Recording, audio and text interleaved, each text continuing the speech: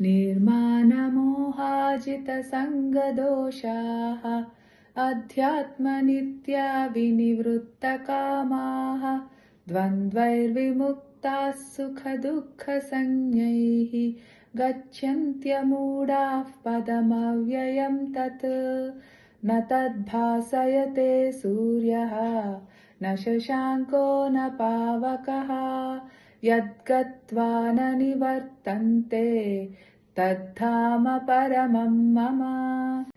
ममैवांसो जीवलोके जीवभूतः सनातनः मनःषष्ठानीन्द्रियाणि प्रकृतिस्थानि कर्षति शरीरं यदवाप्नोति यच्चाप्युत्क्रामतीश्वरः गृहीत्वैतानि संयाति वायुर्गन्धानि वाशयात्।